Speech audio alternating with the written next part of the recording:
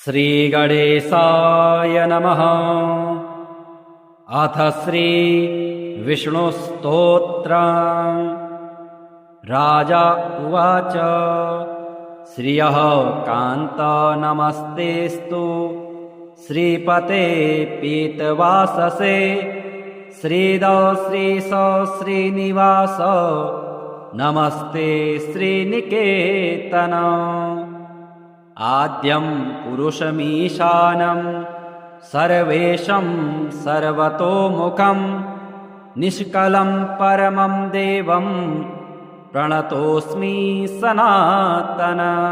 शब्दातीतं गुणातीतं भावाभावविवर्जितं निर्लेपं निर्गुणं सूक्ष्मं सर्वज्ञं सर्वभावनं।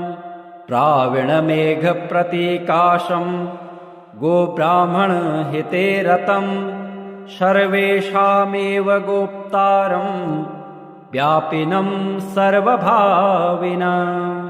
शङ्खचक्रधरं देवं गदामूषलधारिणं नमस्येऽहं हृषीकेशं सर्वपापहरं हरिं।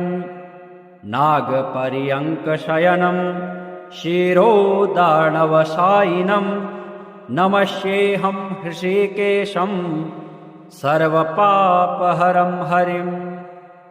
पुनस्त्वां देवदेवेशं नमस्ये वरदं विभुं सर्वलोकेश्वरं विष्णुं मोक्षकारणमव्ययम्। आदिदेवं जगत्कारणं श्रीधरं लोकनाथं विभुं व्यापकं शङ्करं सर्वभक्तिष्टदं मुक्तिदं माधवं सत्यनारायणं विष्णुमी संभजे। सर्वदा लोककल्याणपारायणं देवगोविप्ररक्षार्थसद्विग्रहं दीनहीनात्मभक्ताश्रयं सुन्दरं सत्यनारायणं विष्णुमी संभजे। दक्षिणे यस्य गङ्गा शुभा शोभते राजते सारमायस्य वामे सदा। यः प्रसन्नाननो भाति भव्यश्च तं सत्यनारायणं विष्णुमी संभजे। सङ्कटे सङ्गरे यं जनः सर्वदा स्वात्मभिनाशनाय स्मरेत् पीडितः पूर्णकृत्यो भवेत् यत्प्रसादाच्यतं सत्यनारायणं विष्णुमी संभजे।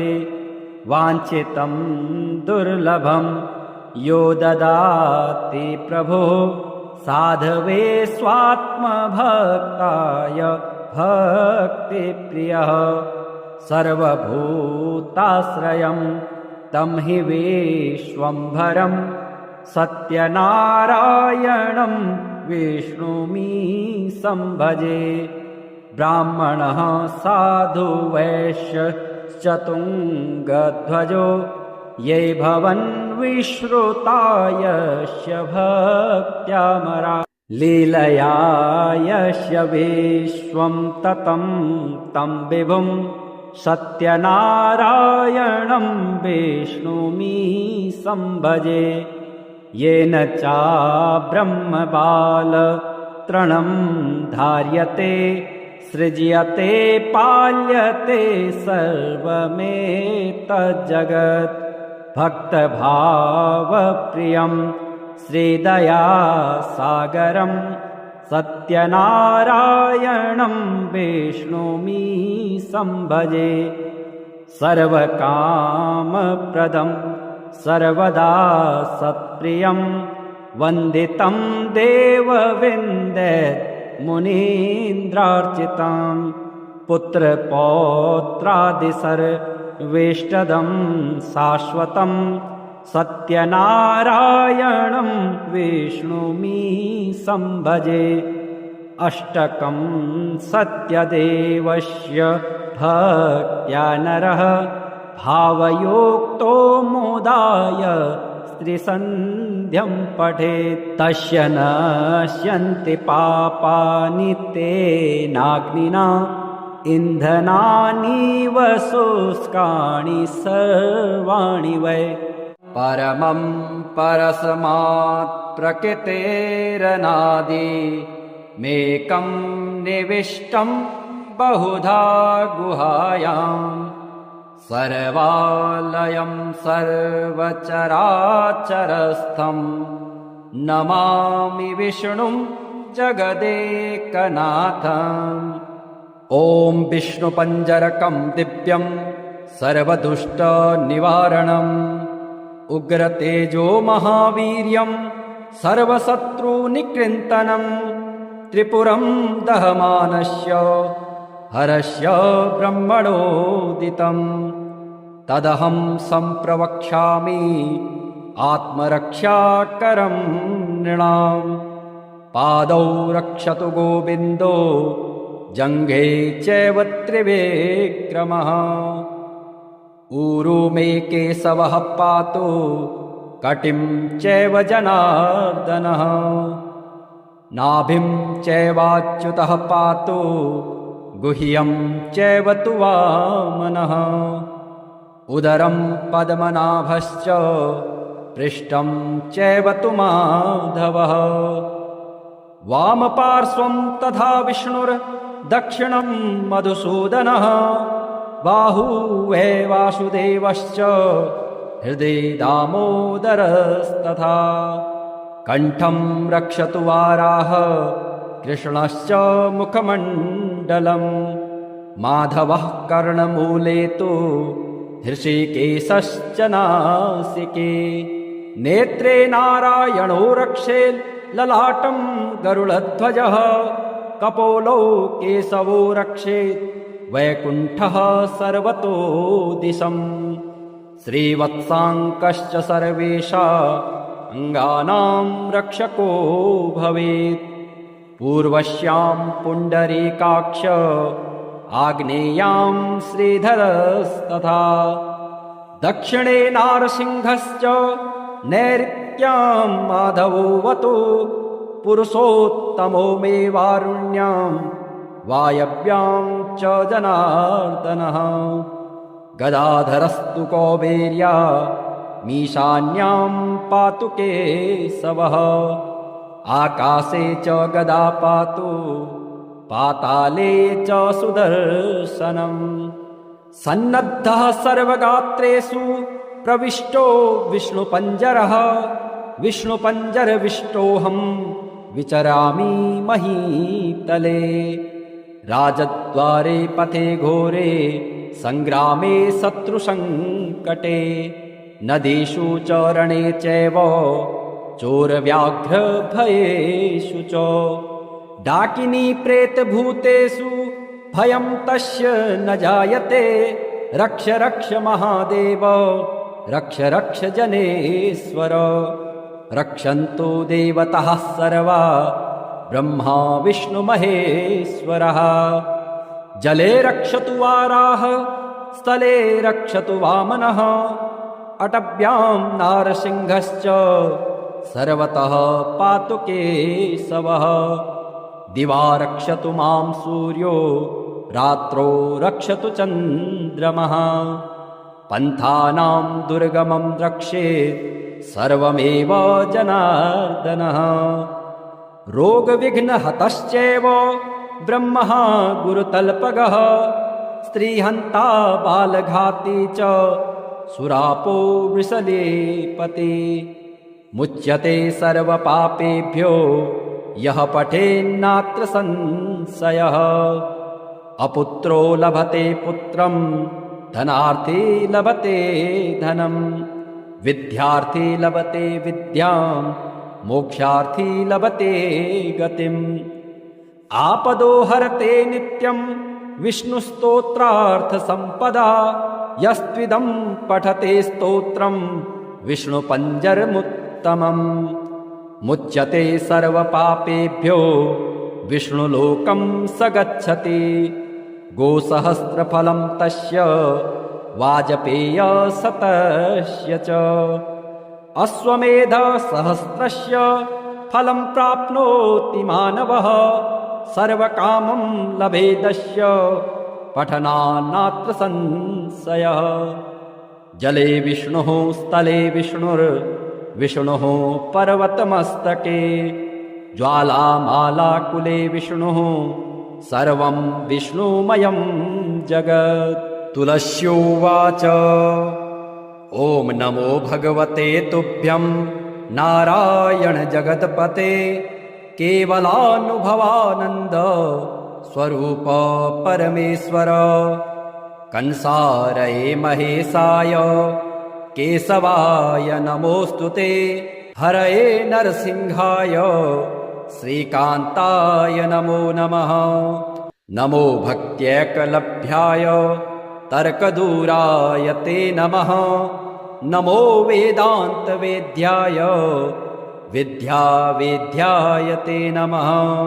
नमस्ते श्रुतिगम्याय श्रुतिस्तुत्याय ते नमः नमो नीलघनश्याम तनवे धृतमूर्तये बहुरूपोरुरूपाय निरूपाय नमो नमः पूजकाय च पूज्याय पत्रपुष्पफलः प्रभो अभवाय भवेच्छेत्रे सुखदुःखप्रदाय च तवैवाहं सुखकरा पञ्चमे प्रभुरीश्वर नमस्तुभ्यं नमस्तुभ्यं नमस्तुभ्यं हरे नमः इति श्रुत्वा दण्डवत्सा कृत्वा तञ्च प्रदक्षिणम् पुनस्तुष्टावतुष्टात्मा वचोभिर्मलः सखी राजा उवाच श्रियः कान्त नमस्तेस्तु श्रीपते पीतवाससे श्रीद श्रीश श्रीनिवास नमस्ते श्रीनिकेतन आद्यं पुरुषमीशानं सर्वेशं सर्वतोमुखं निष्कलं परमं देवं प्रणतोऽस्मि सनातनं शब्दातीतं गुणातीतं भावाभावविवर्जितं निर्लेपं निर्गुणं सूक्ष्मं सर्वज्ञं सर्वभावनं प्राविणमेघप्रतीकाशं गोब्राह्मणहिते रतं सर्वेषामेव गोप्तारं व्यापिनं सर्वभाविनं शङ्खचक्रधरं देवं गदामूषलधारिणं नमस्येऽहं हृषीकेशं सर्वपापहरं हरिं नागपर्यङ्कशयनं शिरोदार्णवशायिनं नमस्येऽहं हृषीकेशं सर्वपापहरं हरिं पुनस्त्वां देवदेवेशं नमस्ये वरदं विभुं सर्वलोकेश्वरं विष्णुं मोक्षकारणमव्ययम् आदिदेवं जगत्कारणं श्रीधरं लोकनाथं विभुं व्यापकं शङ्करं सर्वभक्तेष्टदं मुक्तिदं माधवं सत्यनारायणं विष्णुमी संभजे सर्वदा लोककल्याणपारायणं देवगोविप्ररक्षार्थसद्विग्रहं दीनहीनात्मभक्ताश्रयं सुन्दरं सत्यनारायणं विष्णुमी संभजे दक्षिणे यस्य गंगा शुभा शोभते राजते सारमायस्य वामे सदा यः प्रसन्नाननो भाति भव्यश्च तं सत्यनारायणं विष्णुमि संभजे संकटे संगरे यं जनः सर्वदा स्वात्मभिनाशनाय स्मरेत् पीडितः पूर्णकृत्यो भवेत् यत्प्रसादाच्यतं सत्यनारायणं विष्णुमि संभजे वाञ्छितं दुर्लभं यो ददाति प्रभो साधवे स्वात्मभक्ताय भक्तिप्रियः सर्वभूताश्रयं तं हि विश्वम्भरं सत्यनारायणं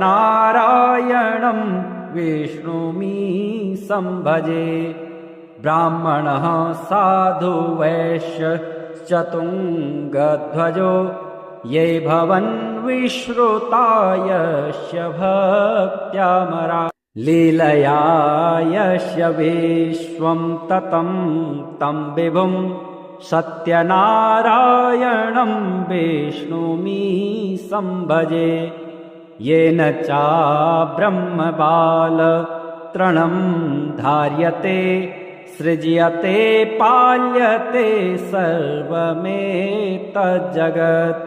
भक्तभावप्रियं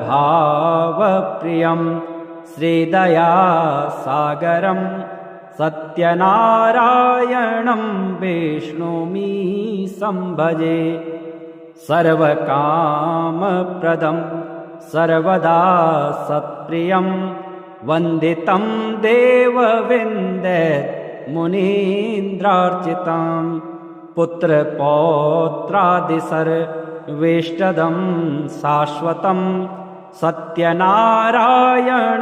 विष्णुमि संभजे अष्टकं सत्यदेवस्य भक्त्या नरः भावयोक्तो मोदाय स्त्रीसन्ध्यं पठेत् तस्य नश्यन्ति पापानि तेनाग्निना इन्धनानीव शुष्काणि सर्वाणि वै परमं परस्मात् प्रकृतेरनादि मेकं निविष्टं बहुधा गुहायाम् सर्वालयं सर्वचराचरस्थं नमामि विष्णुं जगदेकनाथम्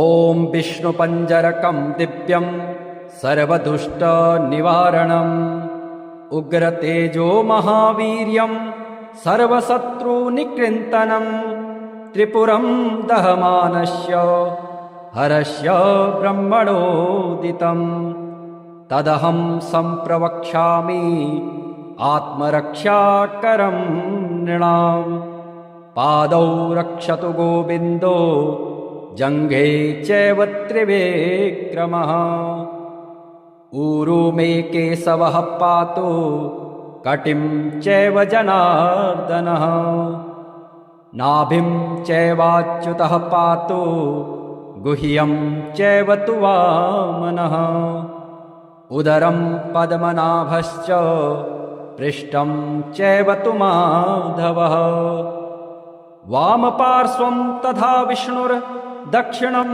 मधुसूदनः बाहुवे वासुदेवश्च हृदि दामोदरस्तथा कण्ठं रक्षतु वाराह कृष्णश्च मुखमण्डलं माधवः कर्णमूले तु हृषिकेशश्च नासिके नेत्रे नारायणो रक्षेत् ललाटं गरुडध्वजः कपोलौ केशवो रक्षेत् वैकुण्ठः सर्वतो दिशम् श्रीवत्साङ्कश्च सर्वेषां अङ्गानां रक्षको भवेत् पूर्वश्यां पुण्डरीकाक्ष आग्नेयां श्रीधरस्तथा दक्षिणे नारसिंहश्च नैऋत्यां माधवोऽवतु पुरुषोत्तमो मे वारुण्यां वायव्यां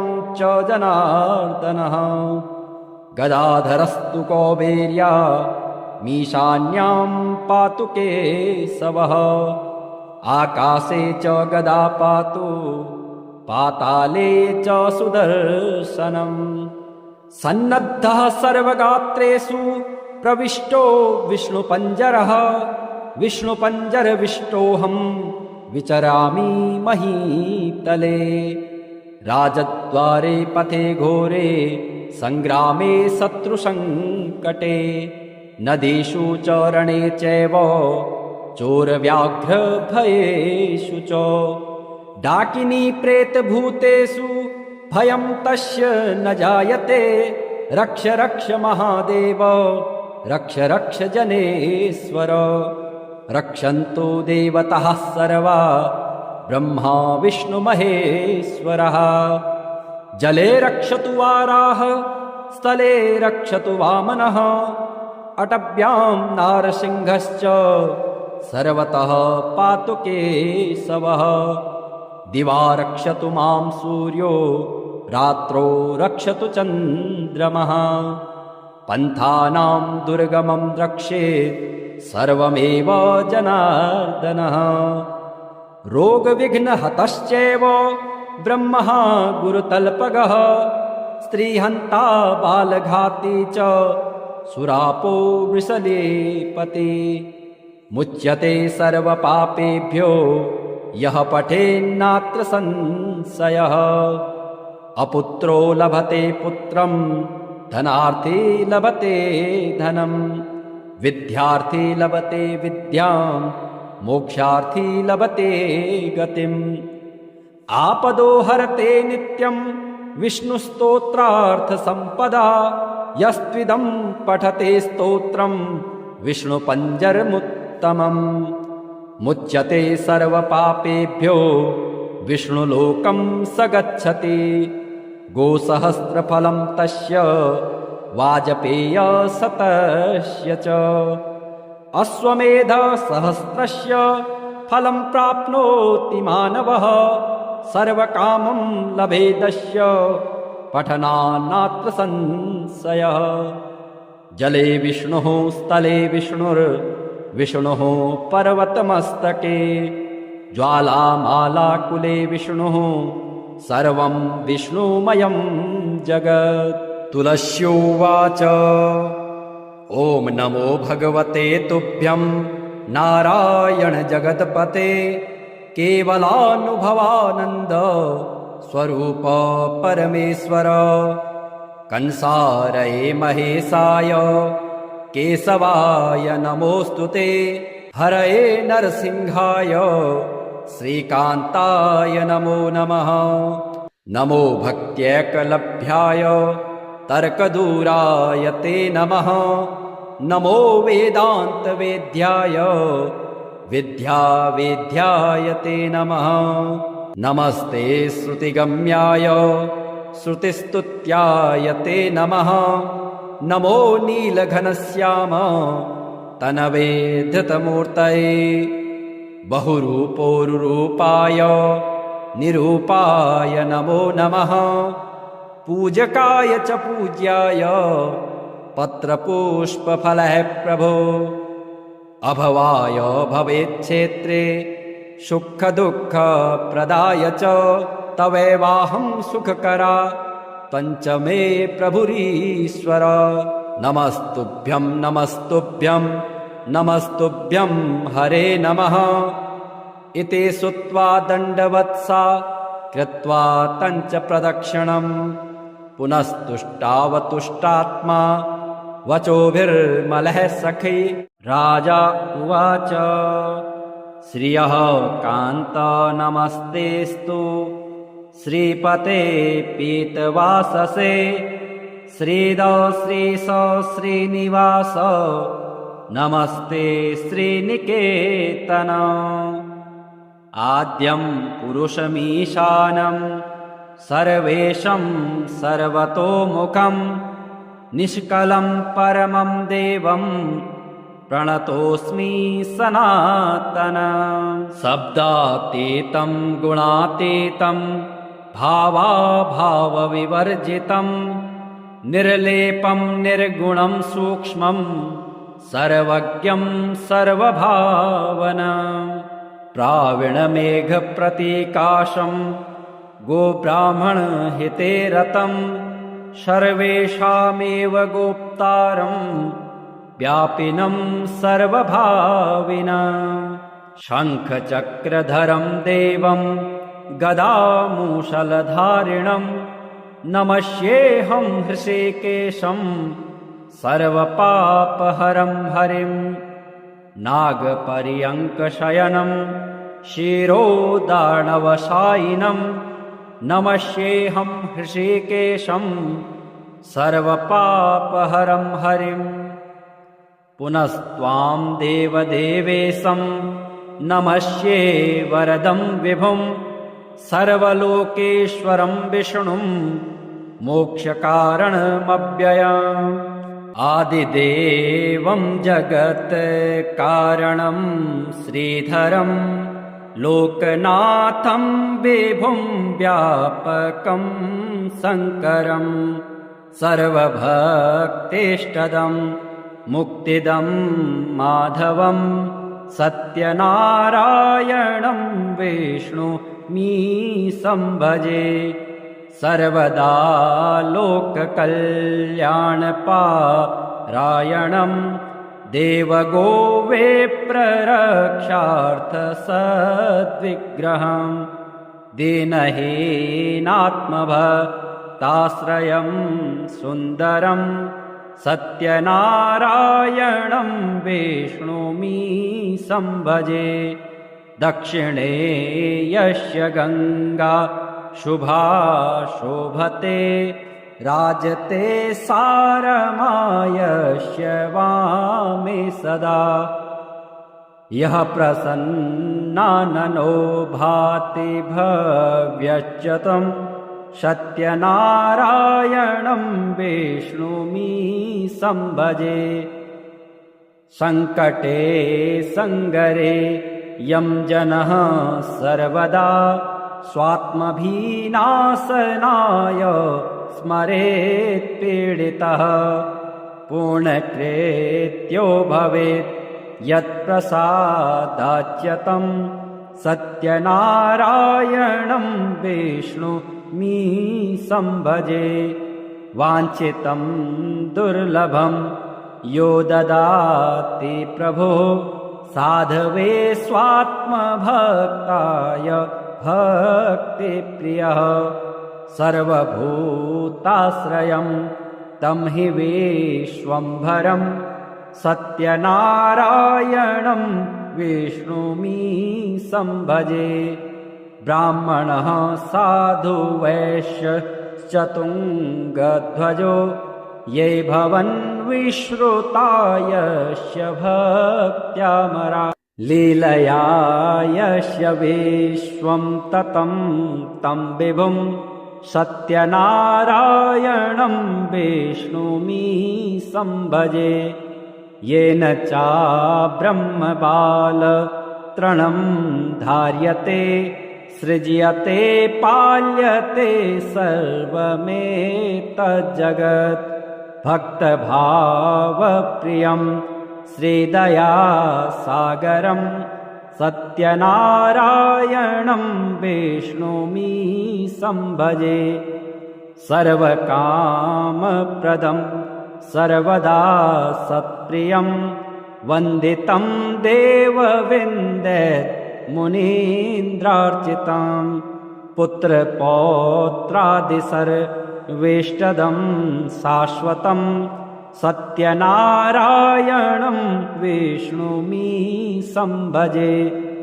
अष्टकं सत्यदेवस्य भक्त्या नरः भावयोक्तो मोदाय त्रिसन्ध्यं पठेत् तस्य नश्यन्ति पापानि तेनाग्निना इन्धनानीव शुष्काणि सर्वाणि वै परमं परस्मात् प्रकृतेरनादि मेकं निविष्टं बहुधा गुहायाम् सर्वालयं सर्वचराचरस्थं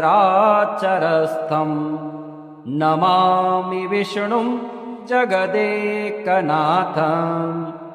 ॐ विष्णुपञ्जरकं दिव्यं सर्वदुष्टनिवारणम् उग्रतेजो महावीर्यं सर्वशत्रुनिकृन्तनं त्रिपुरं दहमानस्य हरस्य ब्रह्मणोदितं तदहं सम्प्रवक्ष्यामि आत्मरक्षाकरं नृणाम् पादौ रक्षतु गोविन्दो जङ्घे चैव त्रिविक्रमः ऊरू मे केशवः पातु कटिं चैव जनार्दनः नाभिं चैवाच्युतः पातु गुह्यं चैव तु वामनः उदरं पद्मनाभश्च पृष्ठं चैव तु माधवः वामपार्श्वं तथा विष्णुर्दक्षिणं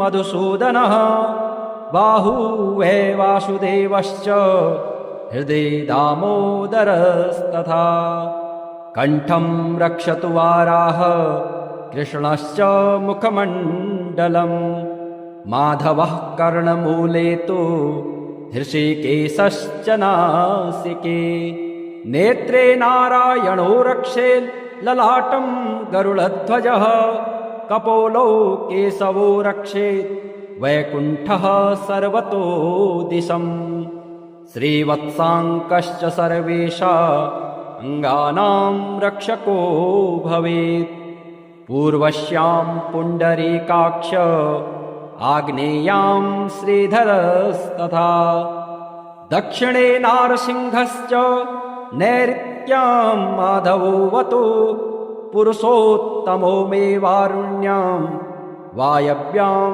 च जनार्दनः गदाधरस्तु कौबेर्या मीशान्यां पातु केशवः आकाशे च गदा पातु पाताले च सुदर्शनम् सन्नद्धः सर्वगात्रेषु प्रविष्टो विष्णुपञ्जरः विष्णुपञ्जरविष्टोऽहं विचरामि महीतले राजद्वारे पथे घोरे सङ्ग्रामे शत्रुसङ्कटे नदीषु च रणे चैव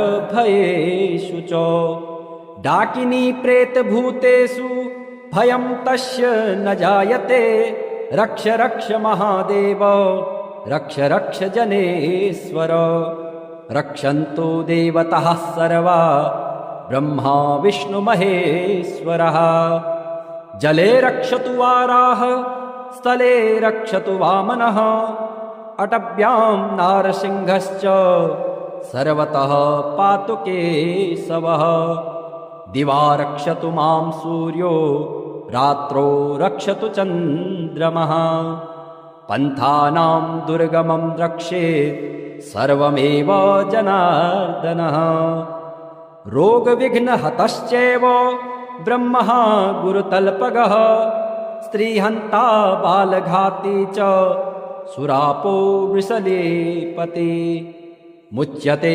सर्वपापेभ्यो यः पठेन्नात्र संशयः अपुत्रो लभते पुत्रं धनार्थी लभते धनं विद्यार्थी लभते विद्यां मोक्षार्थी लभते गतिम् आपदो हरते नित्यं विष्णुस्तोत्रार्थसम्पदा यस्त्विदं पठते स्तोत्रं विष्णुपञ्जरमुत्तमम् मुच्यते सर्वपापेभ्यो विष्णुलोकं स गच्छति गोसहस्रफलं तस्य